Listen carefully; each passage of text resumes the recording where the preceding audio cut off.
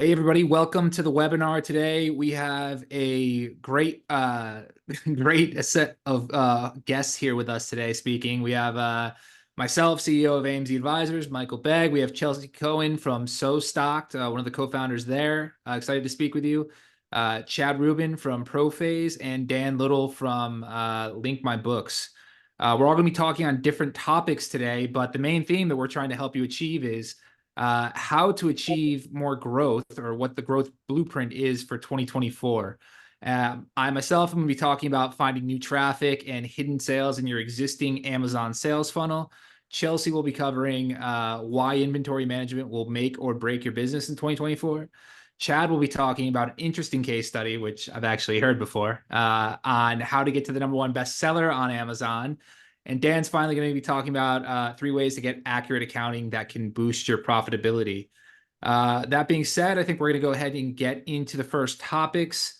So like I said, finding new traffic on the Amazon platform, or finding new traffic and hidden profits on the Amazon platform. When we start looking at what's been happening over the past few years, I think the first thing that pretty much every Amazon seller has seen is that the cost of advertising is just continuing to increase year over year. So a lot of things that we've been hearing from most of our clients and a lot of brands out there is, how do I find cheaper traffic sources?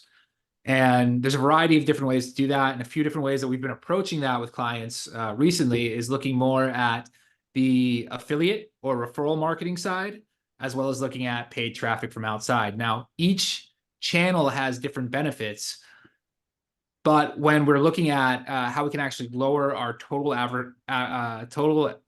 average cost of sale, advertising cost of sale on the platform, we want to look at where can we get cheaper sales. And the way that we look at this is on the affiliate side is, what can we offer platforms, bloggers, or other influencers that can potentially send traffic to our product listing pages in exchange for the publishing of the links.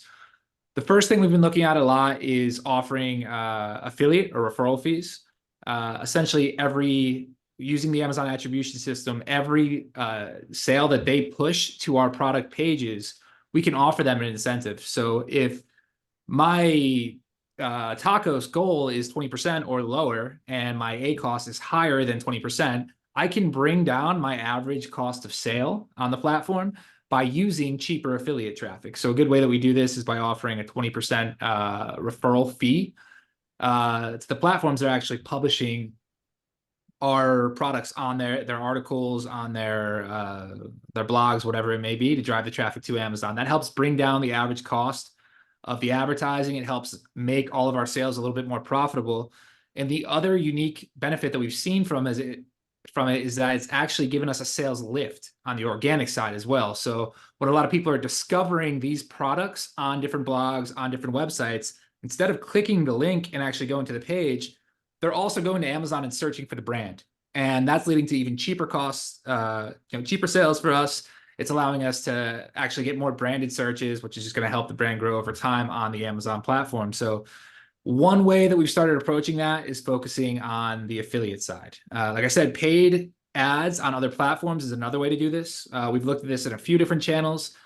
Google being one of the most direct ones, is that a lot of people still search on Google for product searches. Being able to show up for some of the longer tail keywords can be other ways to drive cheap traffic to Amazon and potentially lead to a sale. Other platforms like Pinterest, other social media networks like Meta, they're all different opportunities to push traffic to Amazon. And that is another way that we can bring down the average cost of sale. When we look at Amazon itself, I think, I forgot the example I saw recently, but I saw someone share in a group that I'm in, the suggested bid for new advertising campaigns in this category is $85 per click. And obviously that's not sustainable. I don't think any brand can run at that cost. And that's why we focus a lot on how can we bring down the cost, or how can we find cheaper traffic from other sources. So that's mainly talking about the piece on how we get the outside traffic from Amazon, but what potential opportunities are already in your Amazon account that you might not be aware of? And I think one of the first ones that we need to think about is, just coming out of Q4, the opportunity to retarget the existing people that visited your page during Q4 can be a great way to get people back to the page that maybe did not purchase the product before. One of the ways we kind of measure the opportunity on seeing who might be or whether we want to spend dollars on retargeting is actually looking at our brand analytics and looking at the search catalog performance.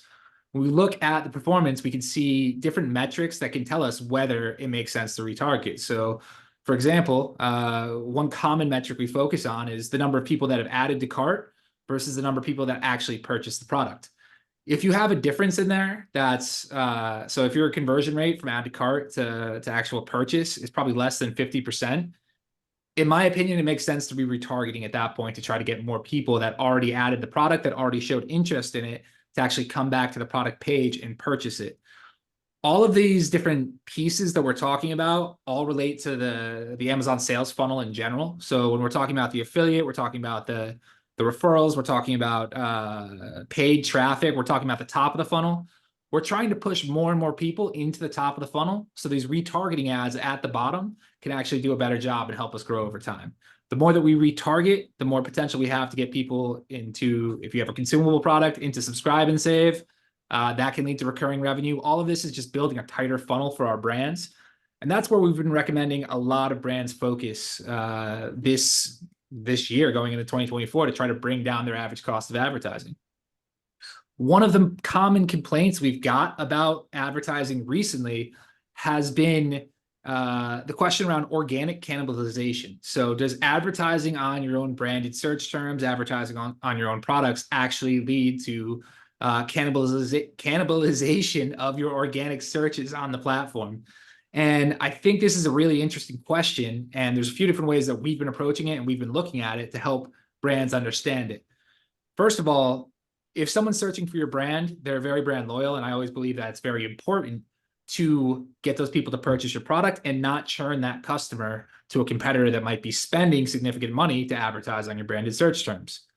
I would say that if that's an objection that you have and you really want to see, if you're convinced that people are searching for your brand and purchasing it every time, the real test here is what happens when we shut off our branded advertising or our defensive advertising. And the way that we can track this is also with the search analytics report. Once we shut off the branded ads, what we can look for is see how much our organic sales on a search term or how much on a search term have increased in the search analytics report. So if we're getting more sales after we turn off the paid ads on our branded search terms than we were with the paid ads, then or getting a similar amount to the paid ads, it's highly likely that we were cannibalizing. But in most circumstances, what we're going to find is that when we shut off the paid ads, the change in organic sales is not going to surpass the amount of inventory that you were selling with the paid ads and the defensive advertising on your brand. So when it comes to keeping customers loyal that are searching for your brands, I always recommend advertising on your branded search terms. I always recommend trying to prevent competitors from churning your customers because you've worked so hard to acquire this customer in the first place. And if you want to keep them through 2024 and beyond, you got to make sure that they're not getting to other competitors. So from my standpoint, that's more or less what I wanted to cover. Chelsea, why don't you take it over from here and tell us a little bit more about why inventory management is going to make or break your business in 2024. Sure. Yeah. Thanks for having me on. Am I able to share my screen? You should be able to. If you don't, let me know. Cool. Yeah. So I'm going to go ahead and share my screen. Inventory management is a very heady subject and deals a lot with numbers. We're going to talk about fees specifically. So I wanted to kind of give you an overview of what has happened in 2024 with fees and how does inventory management factor into that. So first and foremost, let's talk about the fee stack. I like to refer to it as the Amazon fee stack. And Vanessa Hung and I actually wrote a white paper, which I can give you the link at the bottom, but we call it the FBA fee stack. And it specifically shows you how Amazon's just been stacking up these fees since 2019. to 2024, you can see the difference. You've got FBA fulfillment fees, you've got storage fees, long-term storage, that turned into aged inventory. Then you have this low inventory level fee, which is actually a fulfillment fee, which we're going to talk a little bit about that, because there are kind of some misconceptions about how does that fee work and how can you avoid that fee. You also have storage utilization, which is not really going to affect a lot of people. So you don't have to really worry about that unless you have a horrible, a horribly large catalog, or your catalog is very large and it's very slow selling. So you don't really have to worry about that. But then you have the inbound placement fee. So all of these fees stack on top of one another.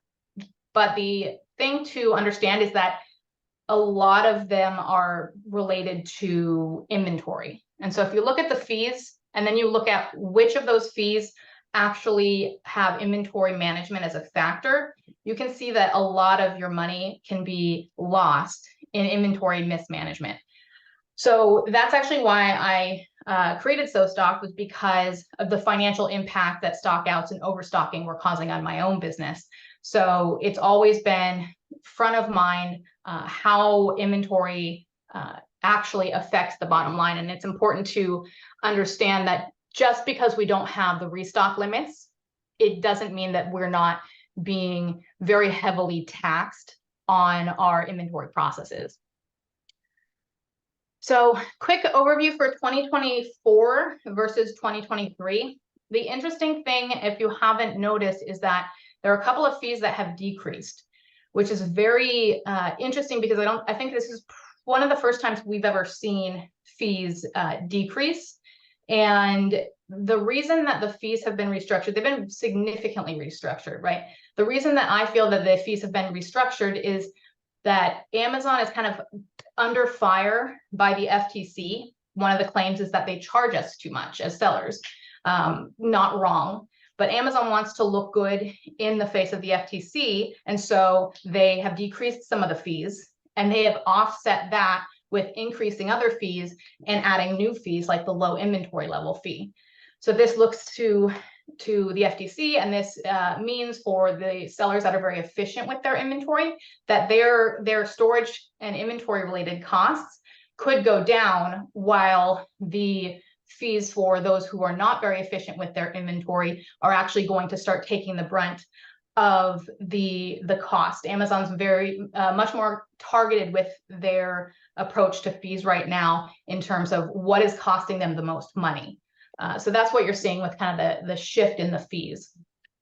So monthly storage fees have gone down by 9 cents, and this is for standard, right? So monthly storage fees have gone down, but aged inventory fees have significantly increased at the 9-month mark. So you can see the difference between the 380 to 420 per cubic foot, and then the 545 to 590 per cubic foot. Significant change. So if I were you, I would start looking at, before this takes effect, do a fire sale on any of your stuff. Look at your inventory age, your aged inventory surcharge report, and find out what the age of your inventory is, and then just target specific ones to sell them out before you get into this place, especially if you've got some in those 9 to 12 month ranges. You want to move those before the rates increase in the next couple of months. As far as the FBA fulfillment fees, there's a couple of things that happened. One is that the FBA fulfillment fees have decreased, and they also created more size tiers. So your product may fall into a lower size tier now. So it's not only that your fees are going down, but you could be pushed into a lower size tier. So you can see a product example where you see the difference is 41 cents right here. And then low inventory level fees. So this is a new one. And the important thing to understand, and hopefully people have gotten their heads around this a little bit, but it's a fulfillment fee. It's not a storage fee. And that was a misconception that a lot of people had, was because it says inventory, they thought it was a storage fee. And actually what it is Amazon looks at your days of supply and they say, you don't have enough inventory. It's going to cost us to meet that 2-day Prime delivery window. It's going to cost us more money to send inventory across the country because you don't have enough inventory spread across the country. So if you have inventory in California, but you don't have it in Wisconsin, and they have to send it 2-day shipping to Wisconsin, it's going to cost them money to express ship it. So that's why it's a fulfillment fee, because you don't have enough inventory spread across the country. It's more expensive to Amazon. And so Amazon's going to charge you a fulfillment fee based on how little inventory you have across the country. So hopefully that explains a little bit. I'll get into a little more detail in a second though. The way that I wanted to kind of approach this is really just to do a case study to show you where your money can go if you're not careful with your inventory management, and also show you the difference between last year and this year and how you might be able to, if you play your cards right, profit more this year than you have last year. So here's the example, an example of a fleece blanket, and it sells for about $24 cubic feet, 0.24, and that puts it into a size tier of large standard between 1 and 125. And that's a new size tier. It used to be between 1 and 1.5, and now it's broken up into quarter pounds. So that's a new one. Look at your, you can look at your fee preview report, and you can identify the size and the weight and what fee tier you're in. And then you might be able to see that you've actually moved your products into a lower fee tier. So that will help to start to regain some of that, the losses that you might be finding in, let's say, the inbound placement fees that are coming about. The other things about this product in this case study is it's been in there for Amazon for 9 months, and it's selling through, but it's only got 20 days of supply. So if I have this scenario, what can I expect in terms of fees? So you have this product and you have the fee stack. And then let's assume we've got our landed cost and we've got a referral fee, and we're now at $16.64. Then you put your fulfillment fee in there, and then now you've got $11.65. And that's actually a decrease from last year. It's a 41-cent decrease from last year. And then your monthly storage is an 18-cent decrease. And now we're at about $10. We have $10 of profit left. And then we stack on the aged inventory fee, and that aged inventory fee at 9 months this year, it's going to cost you $2.03. That's because of the increased aged inventory fee for this year. So you see that you've got an increase there. And then you've got the low inventory level fee. So there are a couple of factors that are involved with your low inventory level fee. So you can look at, what you'll want to do is you'll want to look at your 30-day average. This is actually a calculation that we're trying to build out in SoStocked because it can be quite complex. But Amazon's going to look at the 30-day average. What did you sell in 30 days, and establish that. So let's say Amazon looks at your 30-day average and says your daily sales velocity is 10 units a day. And then they'll look at your 90-day average, and they'll say your 90-day average is 11 units a day. So then you have these two different factors. The threshold is 28 days or less. If you have 28 days or less of days of supply, Amazon starts charging you fees. So we'll factor 30 days and we'll factor 90 days, and they come up with an answer to what is that threshold? For your 30-day threshold, you're at 280 units, but your 90-day threshold is at 308 units.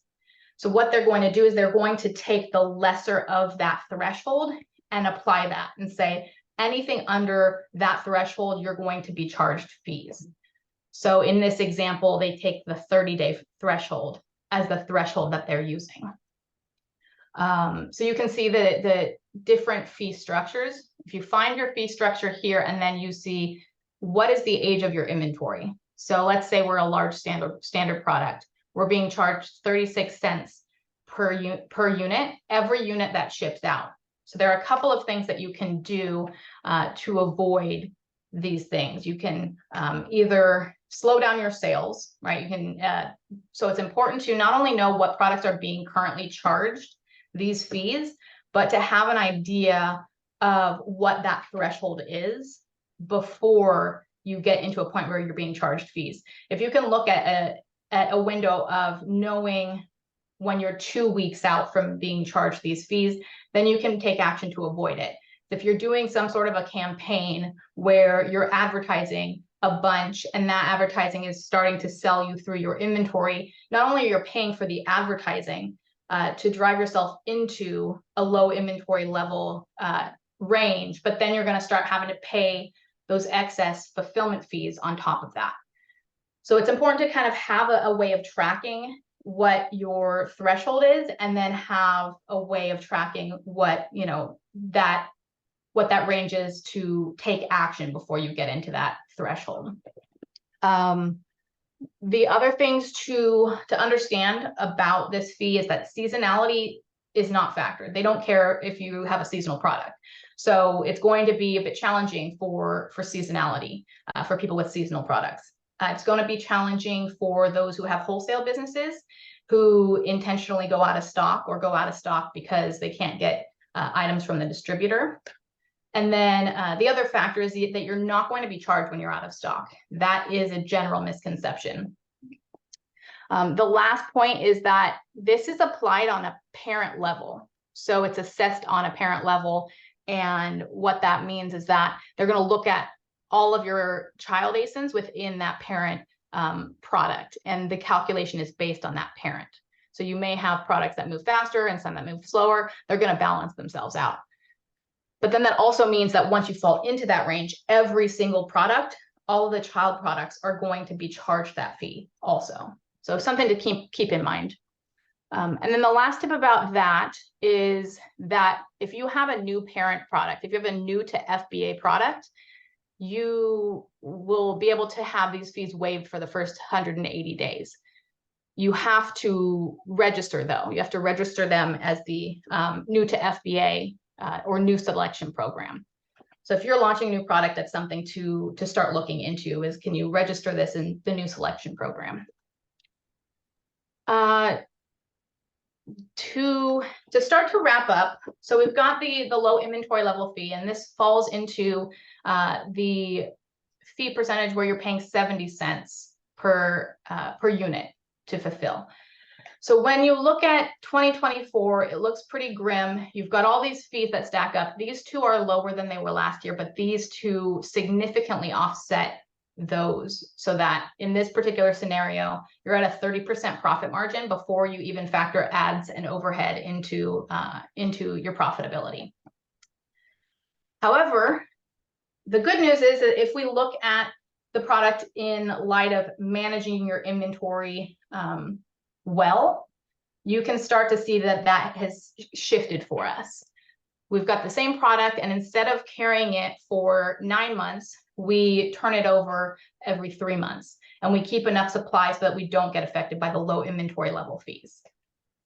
What that does for us now is now we're at a 46% profit margin with the 3-month supply. We don't have any aged inventory. We don't have the low inventory level fee. And so we're making $11 per cubic foot instead of seven and a handful. So that's 2024. And if we look at the same exact scenario in 2023, we actually have a 44% profit margin. So that's a 2% difference. You're going to make 2% more margin this year than you did last year, specifically on the inventory side of your business. Not to speak about the inbounding fees, which are another subject, but we're specifically looking at storage costs and fulfillment costs. We can actually save money this year if we structure our business the right way. And more importantly, if you track things like your inventory age and your days of supply. Those are very important to understand. There are reports that can help you do that.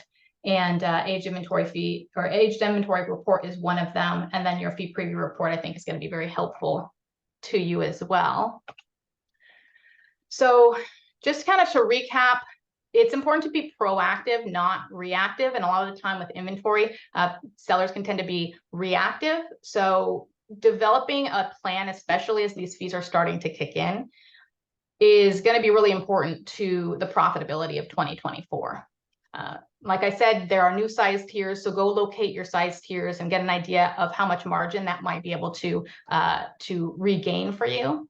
Calculate your inbounding costs to figure out what is the best scenario for you. Should you be using the inventory placement? Should you not? Know your inventory age, like I said. With the low inventory level fees, look at any of those products that you're looking to liquidate. If you have products right now that you're looking to liquidate them before the 1st of April, before that low inventory level fee kicks in. Because if you're going to liquidate them anyway, might as well liquidate them before you start being charged 70 cents per unit. Forecast for fees. So you should know 3-6 months out ahead of yourself what fees you could be potentially incurring. And you do that by forecasting your inventory, forecasting it not just for the next order, but forecasting it for the next year. And then tracking your liabilities, which is similar. It's knowing what you are going to be charged, knowing what financial impact your decisions will create for you. So that's it for me.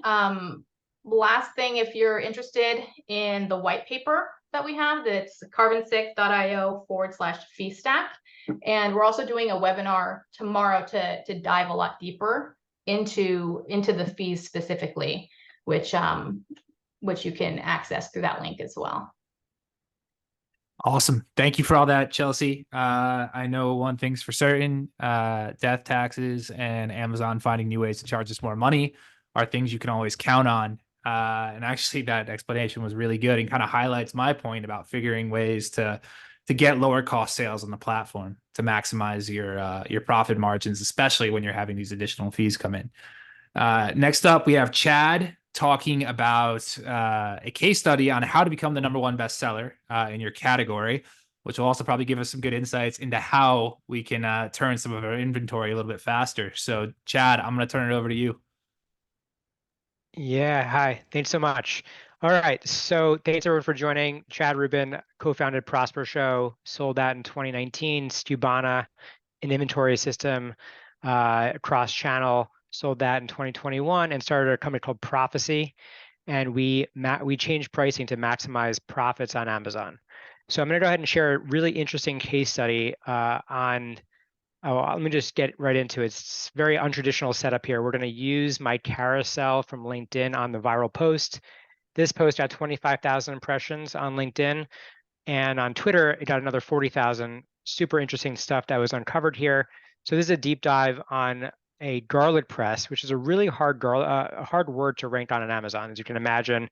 Ton of search volume, which we'll get into in a second. Really hard to rank, and we're going to talk about the inner workings and how to replicate Zulei's strategy. And so we're going to walk through this, and we're going to go through some analysis that I did as well to kind of support what I had posted in the post. So you can see here his launch strategy to rank #1. He started with a low price, a very, very below market price. And so what we're going to do is we're going to actually go to Zulei right now. This is the garlic press after clicking on his bestseller right here. Hopefully, Aaron, you don't mind that I just made you pay for a click. I'm so sorry about that. So we're going to scroll down here, and we're going to actually go, this is Keepa. Now, there's many other softwares that do this, right? But we're going to go to all time. And if you go to all time, what you're going to see is I did a deep dive analysis on pretty much what happened with this pink line, which is price. And I know a lot of people on Amazon are actually afraid to change price, and I don't know where they get that from because, I mean, first of all, at Profasee, we change price all the time. We made small price changes, and those price changes swing big doors. And you're going to see the kind of big door that was swung with Zulei specifically around price changes. So he came out of the gate. Initially, he was $10. Then you can see he dropped to $7.45, and he's driving a whole lot of ad spend to this product. And you can see the green line, which is his BSR, his sales rank, just starts to go down over time. And as he leverages price, he starts to actually increase his position specifically on the channel. Now, if we go back to the post here, you can see that he resulted in, after 15 months, now it took 15 months to get to the #1 bestseller for the garlic press, and that was by discounting by 50%. So garlic press gets about 83,000 searches. There are other keywords, but this is the hero keyword. So how does he dominate it? Well, he runs paid ads at a loss. And the way that I come up with that loss is in this spreadsheet here. Now I know there's a lot of numbers here, but I started off really thinking about, okay, what was his launch price? I estimated his COGS. I looked at the small and light credit that he was getting at the time. I also took into account a few other assumptions around conversion rate and around ad spend and the suggested bid, which I believe there's been significant PPC inflation in the past 3 or 4 years since he launched, right? So that increased over time, but also with more reviews, his conversion rate increased as well. So with that, I then drew out a pretty deep analysis on a month-by-month basis, changing what happens to his listing, making those changes to key assumptions around organic and how that changes over time. And that's sort of how we get to this specifically. But now it gets a little bit more spicy. So he essentially went 11 months being not profitable. Now, most people aren't willing to do this. Everyone wants to be number one in garlic press, but how many are willing to actually follow through and lose the kind of money that he did and sustain that for 11 months? So instead of gradually getting the product to rank, right, he drops his price. We talked about that, 50%, to the tune of a $327,000 loss. And the frequency of his price changes are 3 times on average. Now, some are up and some are down. We'll get into that in a second. But he's making a lot of changes to price, constantly changing price and experimenting. So one of the things I want to bring to attention people on this call is that, first of all, you have to explore and you have to change pricing, because changing pricing allows you to see if you're leaving money on the table. Sometimes it could be leaving money on the table where your price is too low, and sometimes your price should be too high. But on Amazon, it's not necessarily always just this guru statement of just raise your prices, because actually if you raise your prices, that can impact your BSR. Sometimes the optimal decision is to actually lower price, which actually increases your velocity. So you're selling more units, you're turning more product on top of it, and now you're maximizing your profit dollars from lowering that price. And by the same time, you're increasing your ranking position on Amazon. In this 15-month period, by the way, he tried 48 different prices in the first 15 months. So he's doing a ton of exploration. He does not have it figured out. He doesn't have it figured out at all, but he knows that pricing is a massive opportunity that he can use to actually maximize his ranking position. So some of these price changes 27 were increases in price and 21 were decreases in price. Again, it's not always the optimal decision to maintain a lower price on Amazon. Sometimes you want to increase it and take money off the table. Now, we're going to actually speed things up, but just a little bit, is that he's using his hero variation almost as a gateway drug, right? So those that took DARE in school when they were younger, right, is that there's something called a gateway drug, and he's using this hero low-priced item right here, which is this sort of silver matte product as his gateway drug to come in. Now he's at $14.99, by the way. At the time that I actually did this analysis, he was at $11.99. Some of these were $21.99, or $25, or $18.99. So he's actually, and we're assuming that roughly 25% of his products or of his conversions are going to the variation when they come in. So that's really the twist, right? You can see the hero variation, the current price of $12.99, but the average variation price was $18.56 when I took this. We assume that 25% of people are opting in for these higher price variations. It's a Amazon cross-selling 101. And this actually increases profit by 66% and offsets some of his losses for the hero SKU. Now, if you fast forward, by the way, now if you look at what's happening, is he's actually making roughly about 1.2 million on this one specific ASIN, which is a massive turnaround to the $327,000 loss. And that's about it. And I guess I just wanted to share that, like, at Profasee, we do this, right? This is precisely what we do. And I saw that there's some people tuned in right now that are customers. Some people that are tuned in may see that this is, there's some new stuff that we've launched. So not only do we actually change pricing with the intention to maximize profit, we also have built revenue maximization strategies. So revenue maximization, meaning unit velocity and BSR maximization, along with subscribe and save protector. One other thing I want to point out, which is I think is a sort of alley-oop from Chelsea, talking about inventory and the cost of inventory, our model is now actually consuming storage costs. So if for example, you're starting to get overcharged for long-term storage fees or other fees specifically, we're actually changing and consuming that information to change prices against the storage fee overcharges to actually move more stock for you. That's a big one, along with the fact that when you're hitting a low stock period, we can actually start to gradually raise the price to maximize your margin and maximize your sell-off period of that specific stock. So if this is super interesting, what we do at Profasee is we do something called a hyper learning phase. So the first month of Profasee, we change pricing because you can see this customer never changes price, right? And you can see they never change price. And we start learning and training our model around price changes. And then we deploy those learnings to the market. You see our model decides to go down in price, but then we start increasing in price, capitalizing on demand. You can see this massive profit gap. This is last year, the blue line, and the red line is this year. A massive profit gap that we exploit, where they're actually the most profitable they've ever been, just through pricing. So one of the offers I want to make today is that if you want 1 month free, you can scan this QR code below, and an email will pop up directly to my personal email address, which is chat@profasee.com. Using the code LOVE, of course, it expires on Valentine's Day. So if you don't use it by Valentine's Day, unfortunately, we're going to break up. But you get 1 month free. So those tuning in have that opportunity today. And of course, looking forward to any Q&A that's available at the end of this.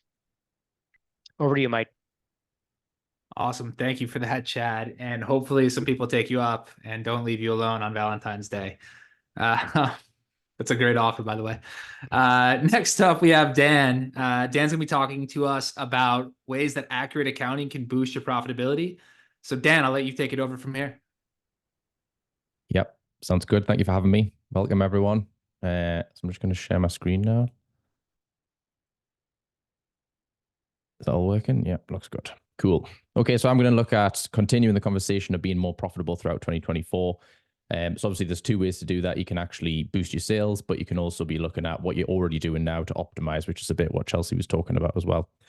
So reason one, we're going to look at 3 reasons here. Reason one, stop the bleeding. So all businesses have an opportunity to have good and bad channels and countries. And it's not good enough anymore to just say that you're making profit on specific items and therefore you should just sell them everywhere.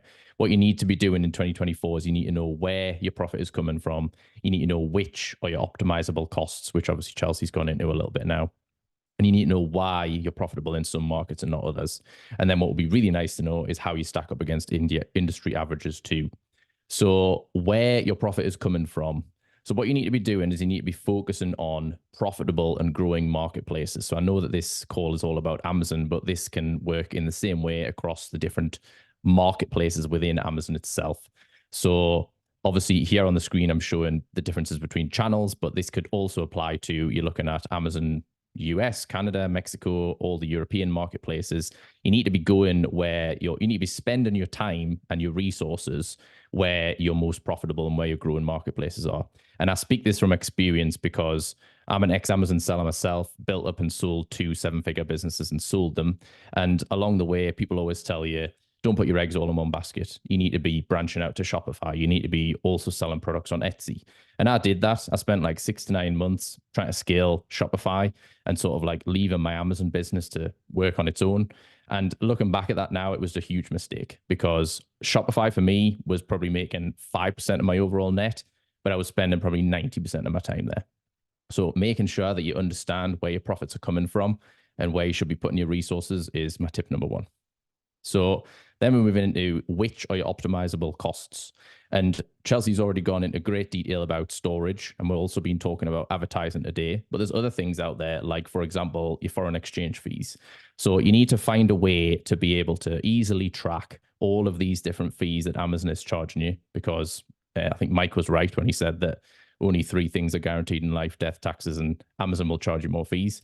So you need to be able to find out a good way to be able to track them and find out the ones that you can actually make a difference on. The commission fees and stuff like that, obviously a no-go. They're always going to charge you 15%.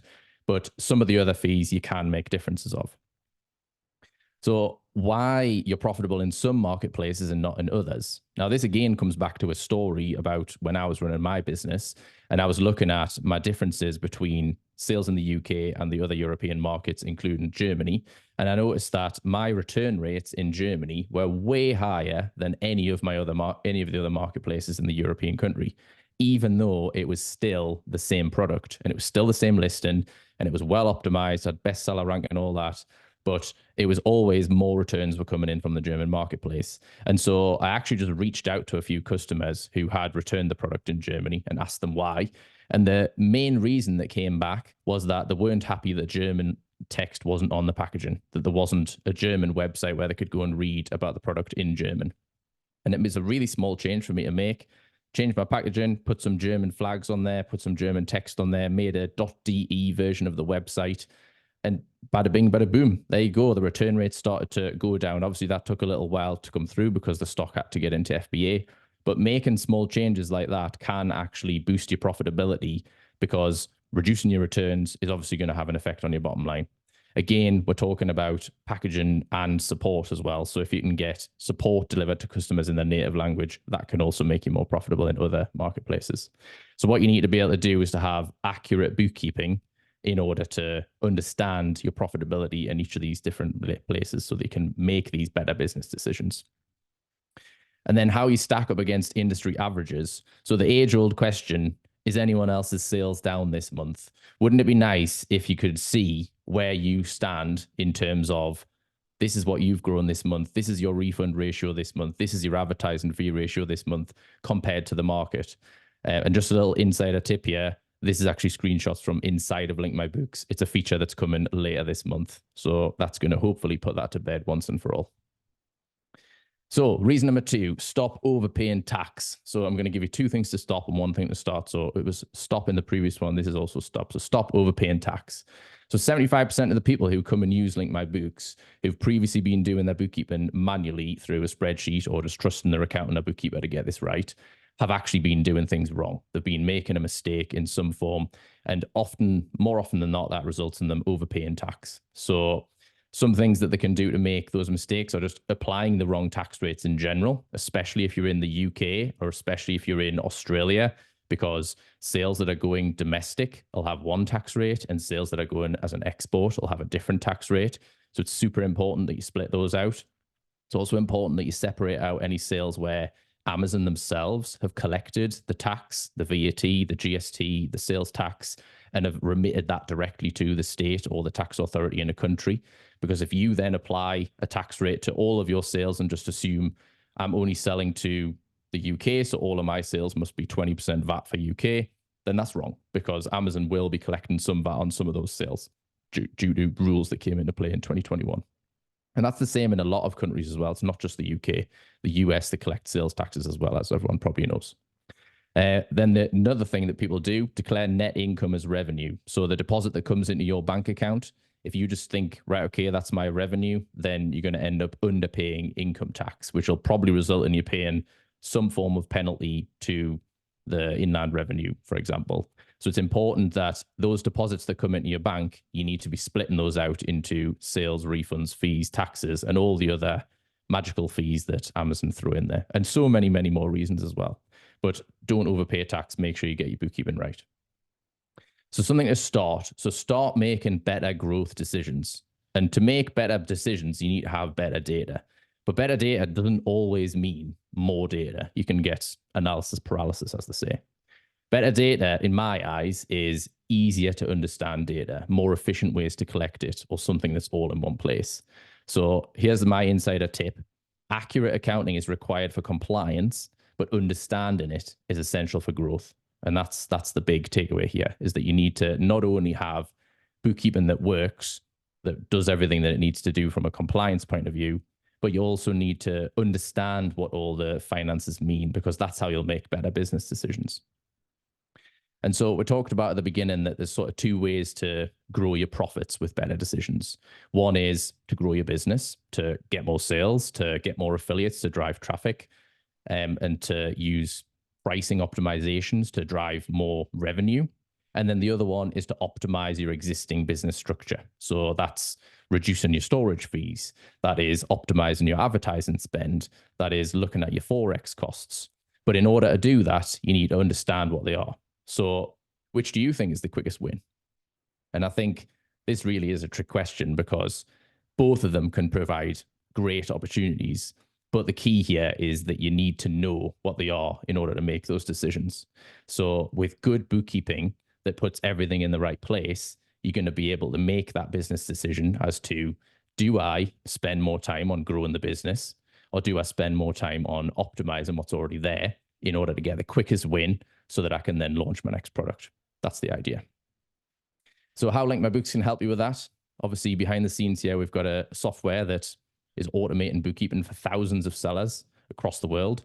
You save an average of 6 hours a month compared to manual bookkeeping. You gain complete peace of mind that your accountant is 100% accurate and you're paying the right amount of tax. And you get that data. So you get that analysis to be able to make those decisions. So not only are we feeding your information from all the various sales channels into Xero QuickBooks so that your taxes are right, but we're also in-app showing you what that data means, how you can then make better business decisions. And then, as I say, at the end of this month, we've got benchmarking coming. So that's going to be really interesting to be able to see how your business stacks up against others that sell on that channel. So yeah, join 8,000 savvy e-commerce sellers and start a free trial today. That's me. Awesome. Thank you, Dan, for that. And I think you bring up some really good questions with that presentation, asking why am I having these problems or what are these challenges? And I think that's where a lot of sellers get to. They need to find that expert help. They come to all of different service providers, other sellers in the marketplace to try to find solutions for the problems they have. And it all starts with asking the right questions about what's going on in your store. So now we've gone through the individual sessions. We have some Q&A now. We've had a few questions come in already. The first question, I believe this is for Chelsea, is low inventory fees. Do they apply just in the US or in any marketplace? They apply in pan EU, so not specifically Europe as a whole, but if you're using pan EU, they apply there. If you look back at the cost is all about how much inventory spread you have across the geographical region. Makes sense that pan EU would have those fees, and something like UK in itself, rather small, smallish country, doesn't have those the excess fulfillment costs in that area, so not applicable there. Okay, awesome. We had another question regarding the affiliate. How do I get more affiliates to publish links to our brand? Well, unfortunately, there's no easy way to get that. It comes from getting down into the nitty-gritty, reaching out, contacting, sending emails, finding the blogs and the top articles on Google.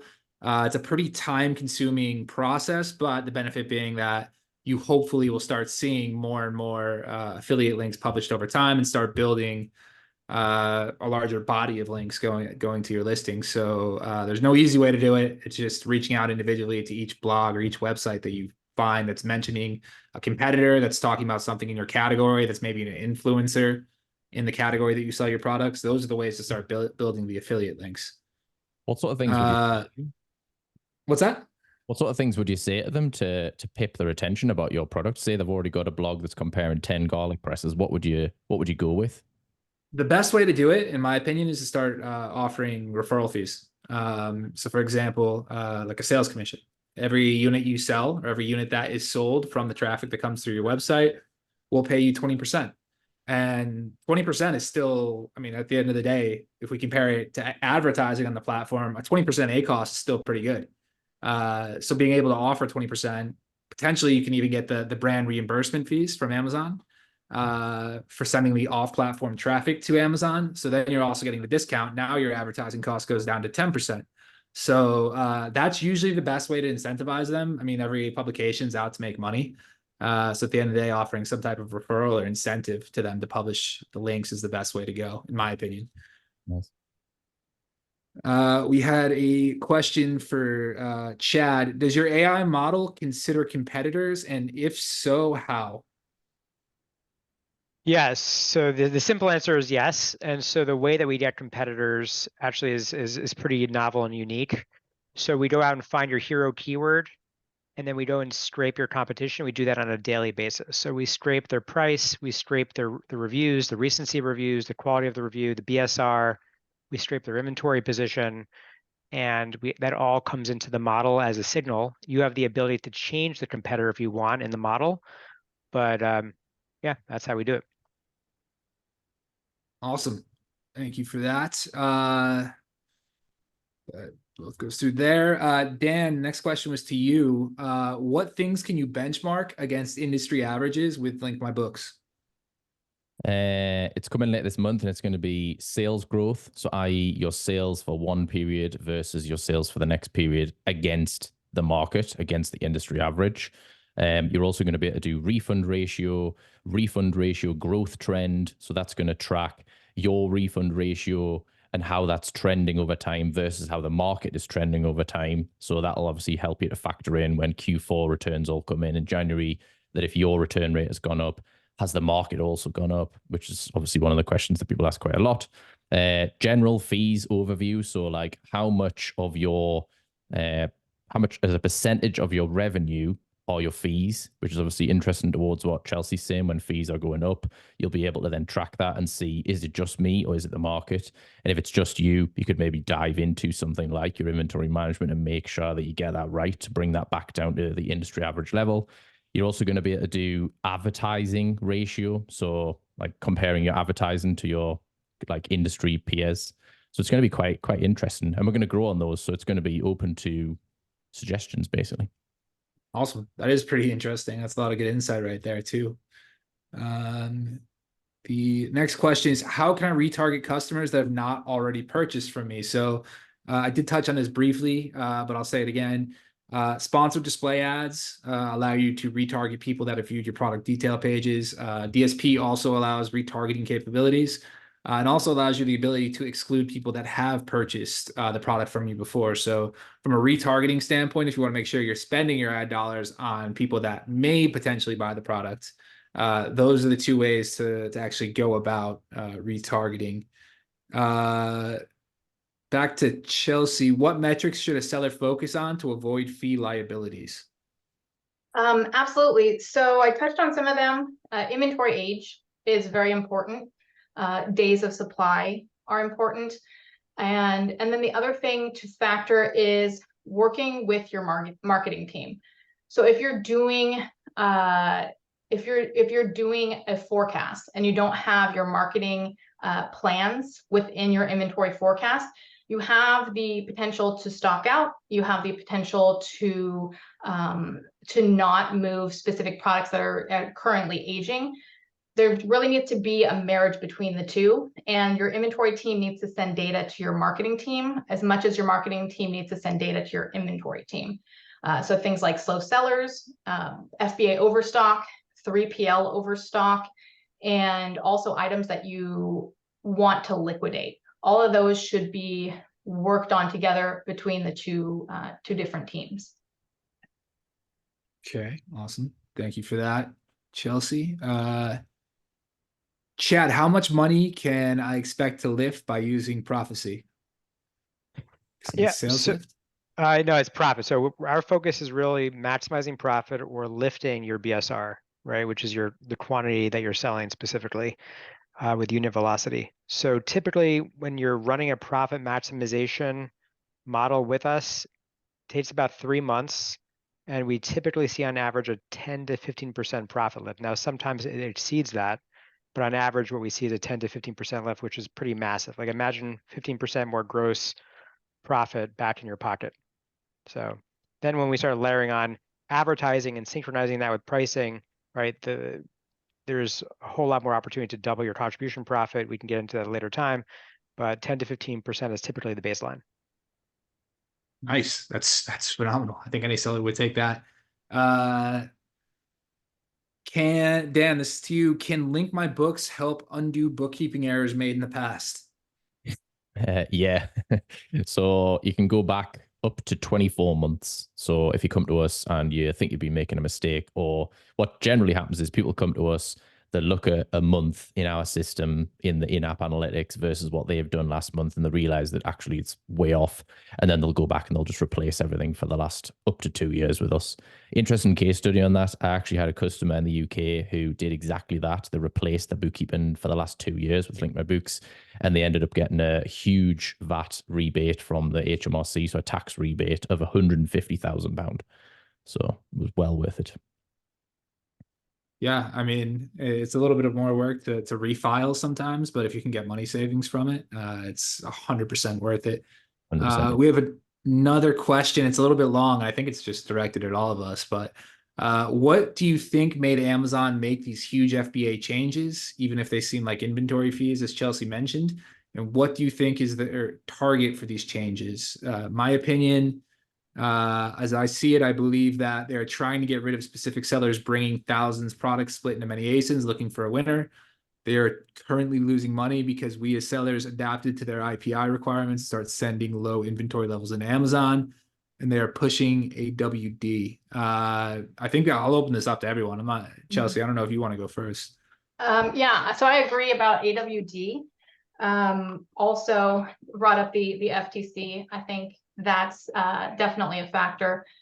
And interesting kind of side point that is specifically for 1P, but I thought had some relevance, is that Amazon is no longer wanting to purchase single items from 1P. They want bundles, they want multiple like multi-packs. And so I think that Amazon is starting to realize how expensive it has been to sell these lower priced items. So they want to kind of get out of selling the lower priced items, and they want to push. There's so many incentives for AWD, so many that I think they've bought a lot of warehouse space, and they need to make it profitable.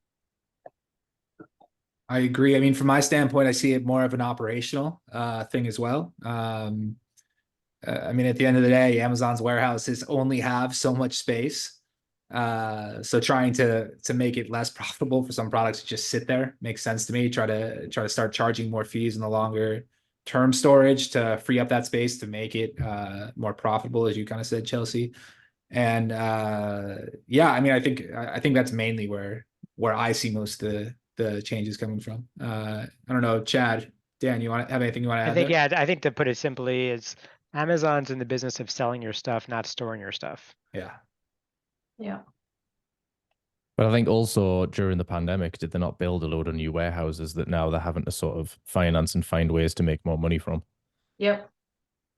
And kind of going back to sell a lot of them. They try to sell them and lease them, and they've gotten to the point where I think that they aren't able to move any of them off their books, so they need to make them profitable. And to get back to your FTC point, from the competitive standpoint, if they're going to charge us more than a typical 3PL for their fulfillment, they need to make sure that they're actually meeting their 2-day Prime guarantees. And if their warehouses are overstocked with inventory or slow moving inventory, or it's all over the place, I think that's exactly part of the problem as well. I think it's operational efficiency, but also it makes it harder for you as the seller to compare whether you're better off with a 3PL or whether you're better off with Amazon, because of how complicated they've made the fee structure. As Chelsea alluded to in her presentation, like sometimes you'll be better off with them. And so they're planning on you thinking that you will be able to manage all these inventories and you'll be able to keep within the deadlines, and therefore you'll be better off. But you will end up falling into the higher fees and then ending up getting them to win in the end of the day. Exactly. One of the challenges of Amazon is that things never stop being challenging. Thank you guys for joining me today. I really hope all of you enjoyed the webinar as well. This is recorded, so we'll be posting online if anyone wants to go back and check all the information that we dropped today. And with that being said, hopefully we see you next time. Chad, Dan, Chelsea, thank you guys for joining me today. I look forward to doing it again soon. Yeah, thanks. Thank you. Thank you. Thank you everyone. guys. Have a good day.